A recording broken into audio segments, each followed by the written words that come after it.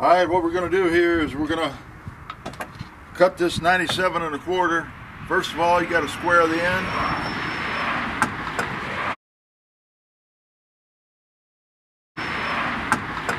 To do that, so you got to take your square, put it against something firm, and make a line.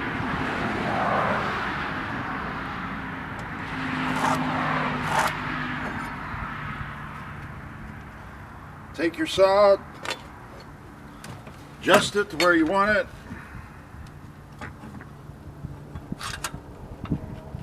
In this case, I'm going to adjust it right now so that I get a full cut.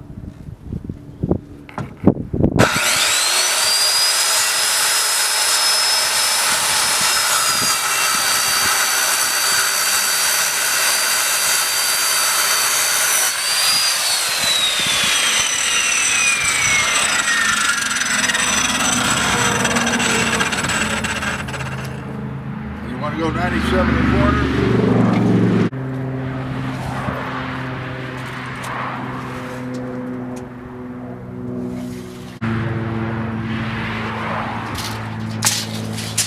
I'm making this so that it's exactly the length of the other one that's going to be for the other side of the truck. So this will be one side of it. Take your square, make a mark. It's not going to matter a whole lot.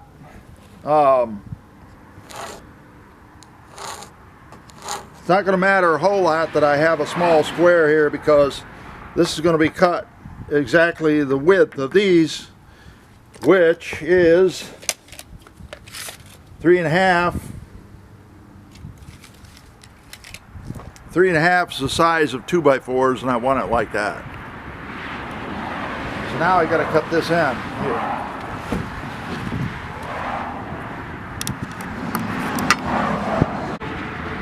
Basically, when you got an old saw like this, there's a notch right here, and you figure out, line it up several times and check it to see where your line, right here is a line, to see where this line is going to make a perfect cut. So I've done that many different times. Another thing you're going to check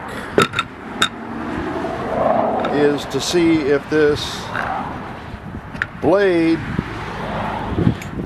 is 90 degrees to this foot,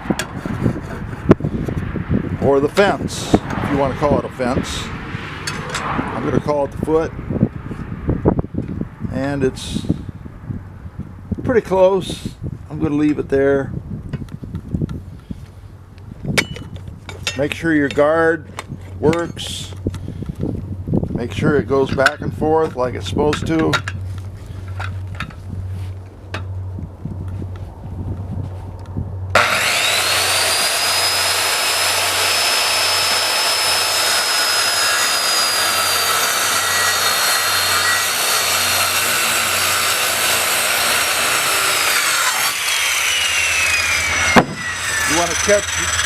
You want to catch your board before it falls. That's good, because then it won't interfere in your cut. Now we got to rip this, which is, I've got to take this and make it 3.5 inches wide right on the end of here.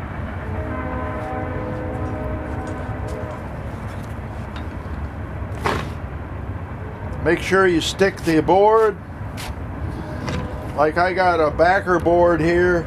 This is just a piece of 1/2 inch OSB. Make sure that this thing sticks over here 3.5 inches and measure it. Make it 4, because you don't want to mess up. Now we're going to take this chalk box. Most chalk boxes have a little handle on like this right here, and you put the chalk in where the little door is right here, and then you're going to have the end of it right there, and you're going to hook this little hook on the end of your board. Now before you start, you got to wind up your chalk, your line. You got to wind up your line so that it's back in the chalk box. If it's sticking like this and it's in your pocket or in your pouch, the chalk on here is going to get all rubbed off. You want to have plenty of chalk on there. And then you're going to have a little bottle to refill the chalk box. Now people call it chalk line other names, but I call it a chalk box. So I've made a little line that's 3 inches from the edge here to a point that's 3.5 inches from the edge. And I did the same on the other end. So now I'm going to hook this on the 3.5 inch mark.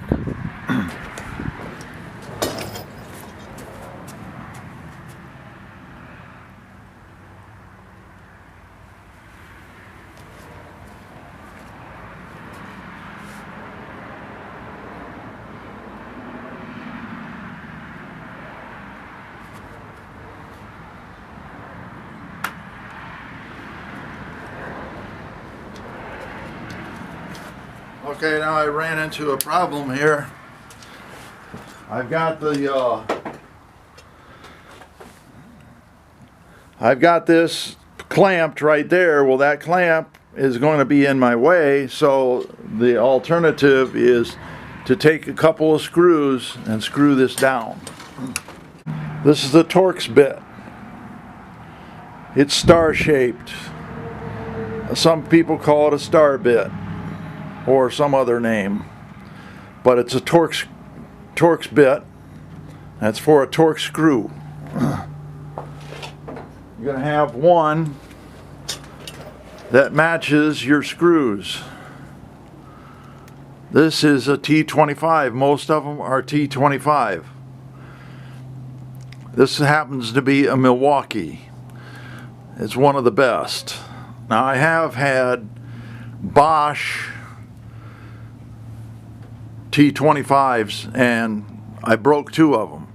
That was in the winter time, and it was this winter, and it was cold, really cold, and possibly it was caused by it being too cold. I don't know. But anyways, you're going to have a screw that matches this T25. So now you're going to take another drill, or you can use the same drill that you had and put in, this is a 7/64 inch drill bit. I buy Montana's. It's a name brand, Montana. And I don't know if that's it exactly, but I buy a 2-inch bit that's 2 inches long by 7/64 because that's the size you need to drill screws of this type. This one happens to be a 2-inch.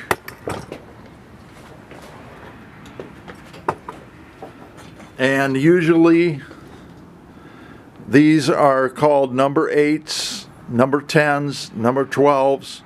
Usually they're number 8s.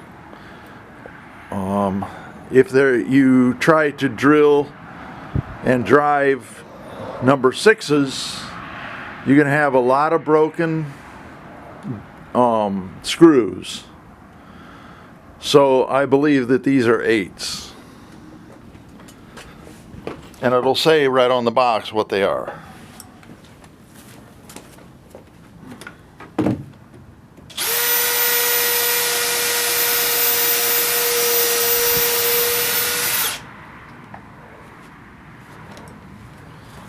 Now you can use wax like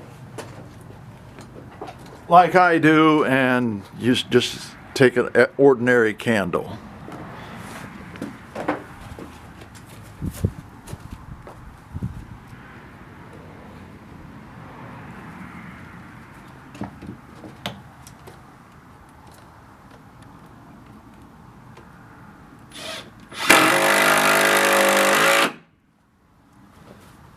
Make sure you drive it in so that it's below the surface or flush with the surface.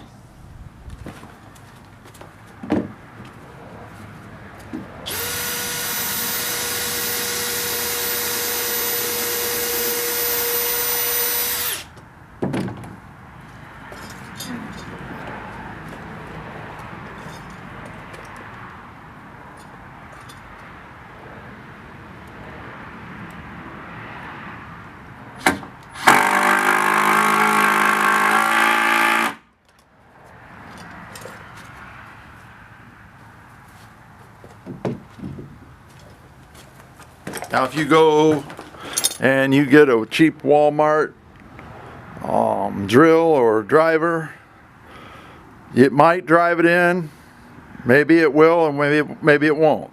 This one says right on here 1600,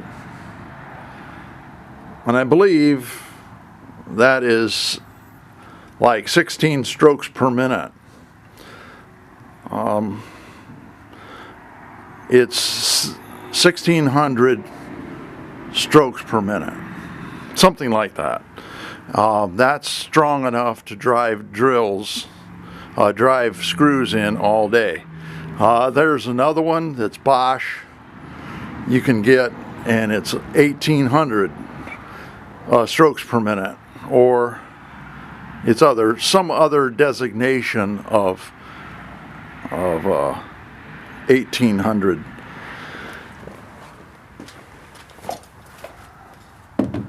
So now we can take this clamp off.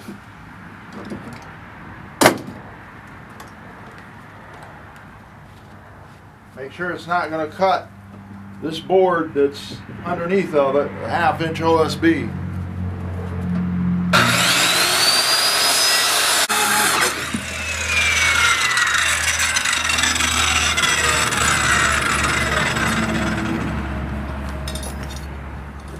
As I said, it's very important that you go by that little notch on the front of your saw. Other saws usually have something like that. Some sort of a notch, some sort of a mark, something like that. I'm getting the new Bosch saw that's similar to the one that I have down there. And that one is a Skill. Skill makes good saws. Now, back in the old days, they used to call those Skill saws. That one is 2 1/8 horsepower. 2 1/8 horsepower, and it's 7 1/4. That's the diameter of the saw blade, and that saw blade has carbide teeth. Now if you're going to saw something like this with white oak, hardwood, you're going to need a good saw.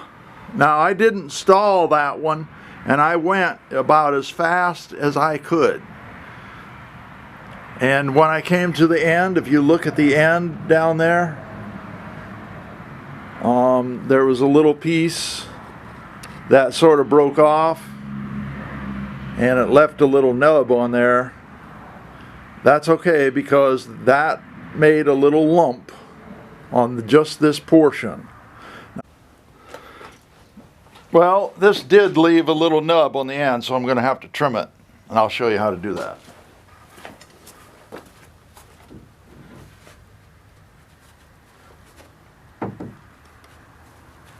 Okay, maybe you can see it, maybe you can't, but there is a little bit of a nub right on the end of the board, right there. Now that's kind of tricky how you want to do that. There's several different ways. I'm going to show you the way that I do it and the safe way.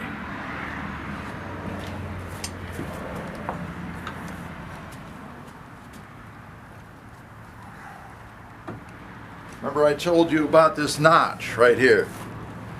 I'm going to line that up on the cut that I already made.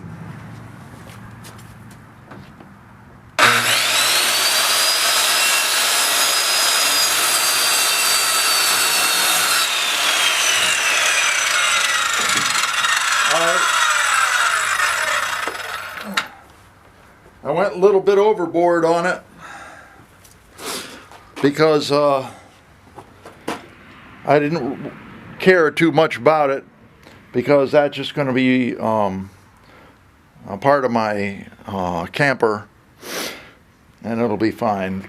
I made a little bit of a notch in it, but it'll be okay.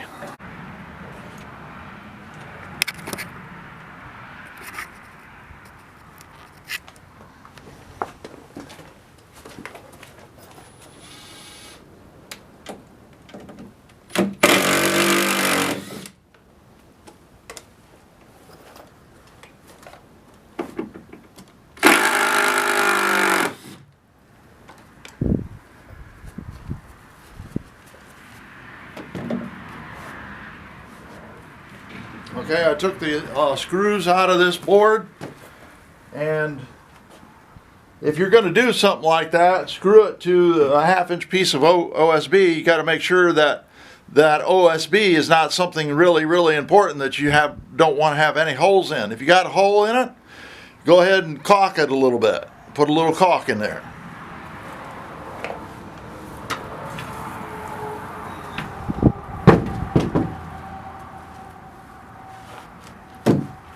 I don't want all this sawdust on here.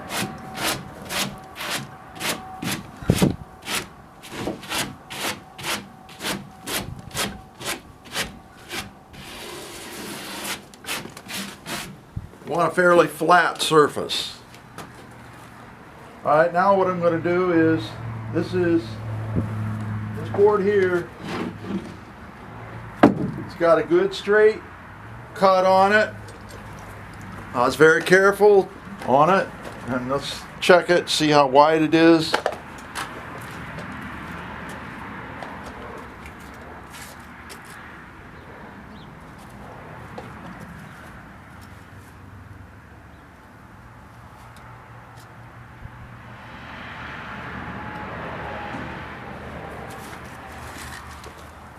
Well, on that end down there, it's 3.5. But on this end here, it's 3 5/8. But it'll be okay, because it's just going to be what this is called. In my case, it's just going to be a plate. Now, I did not make these sawhorses, but they're very simple. First of all, if you look at how tall I am compared to these sawhorses, these are a little bit small. Now, I do have some bigger ones that work a lot better for me.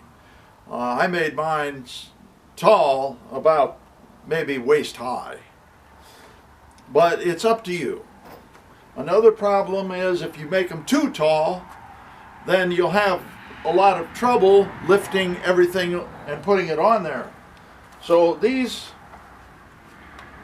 again, I did not make these, but somebody else. This is a good idea. Take a piece of plywood, cut a triangle like this, and I don't know if I can tell exactly what kind of angle this is, but I'll try.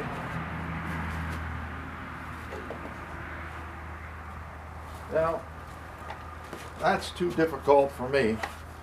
But anyway, another thing that I did was I found that these were a little bit weak like this, so I put these triangles all I did was take a board,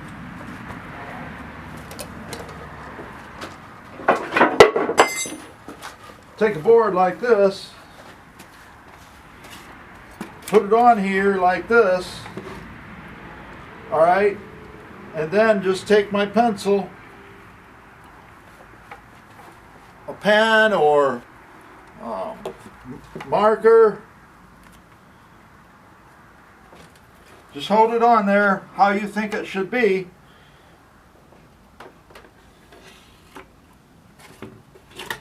And make a mark just like that. All right. That'll tell you your angle right there. And then all you have to do is mark the other side, mark the top, cut out your piece of plywood or OSB. You can make it out of scrap. It's a lot better because that way you don't have so much scrap laying around. But that's all I did, is I put a board right there, traced it, cut it out, and then put a couple screws in. Now you can get different kinds of screws. These are the ones that I use, and I've showed these on this video before, but these are Torx head.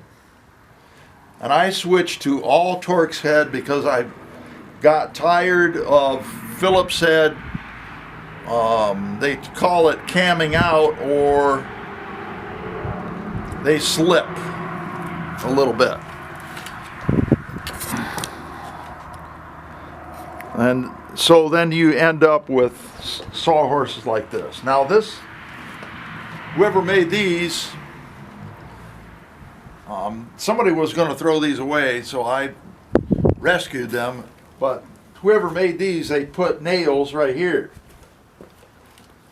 Well, you don't want to do that, because instead screws up from the bottom into that wood, because if you have a saw like this and you run your saw across here, it's going to cut into those nails, and then you might lose a tooth or so of your saw. So you don't want to do that. Alright, so you're going to set up your sawhorses so that you can work on them.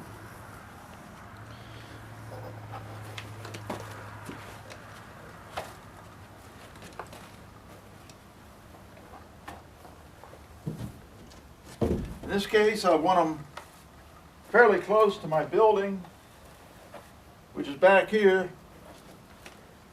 You're going to take this is the easy way to lift a piece of OSB or plywood. Take one end of it like this. Put it up to the level of your hand. Put it on your sawhorses. And then just let it down like that. I want mine all the way back to my building back there. It makes a real nice steady surface. So now the first thing we're going to do is we're going to take this board, and I'm going to take this cut surface right here. I'm going to take that, put that down, because basically I want this so that the surface on the bottom is where I'm going to put my OSB or plywood. In this case, I haven't decided yet which one I'm going to use. Either plywood, which I think is either 1/4 inch or 3/8 of an inch, and some of it I bought. They had a pile of plywood that they wanted to get rid of. Some of it was damaged, That's where I got this. Plywood is around 30 bucks a sheet. Next thing I'm going to talk about is this tool belt. This is the way I prefer it. I do it the old school way. I got a belt loop. I've got a loop here on this side for a hammer. Now sometimes I like to take my hammer off this belt because it gets to be too heavy. The next thing I got is I got a couple screwdrivers. One Phillips and one straight. Just put them on the side like that. Next thing is you got to have a utility knife. This is to sharpen your pencil. If you like pencils, if you like Sharpies, that's up to you. I prefer pencils. Next thing is you got to have a tape. You're going to do construction work. This is 25 foot. You get whatever brand you want. They got hundreds of them, seemingly. The next thing you're going to have is some pliers. What are you going to use pliers for? Well, what don't you have to have pliers for? I use these to pull out nails. I use them to adjust my saw blade. If one of these controls on the saw is stuck, I need some pliers for it. If there's a splinter in my finger, I may use the pliers to pull them out. Here's where I keep my Sharpies, in here. Seems like I go back and forth between Sharpies and pencils also.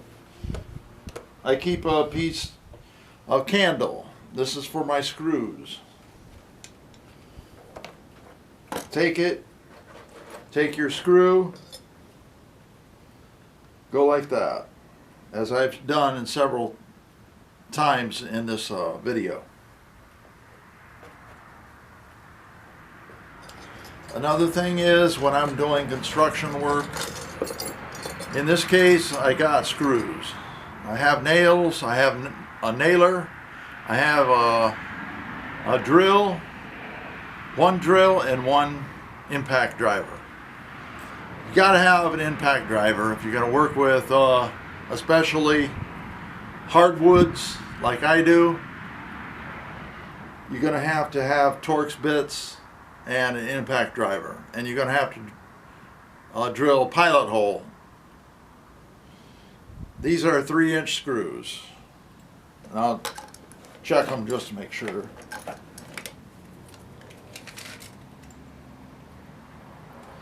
Three and a half, whatever you prefer. Next thing I have is square. These are old-fashioned speed squares. Some guys have like a little hook on their belt, and then they put a bigger speed square on there. You can check angles with these. I'm not going to show you how to do that because mostly I'm going to be doing 90-degree cuts like I did on this right here. It's approximately 90. The next thing I got is a 2-inch screw. Now, if you're going to use nails and a hammer, that's fine. But you're going to probably just use softwood. Softwood is the kind you buy at the lumber store, the home improvement store, the box store. And it's better to have, if you're going to go with nails and you're going to do the old-fashioned way, with nails and a hammer, you're going to have 3.5 inch number 16 nails and number 8 nails also.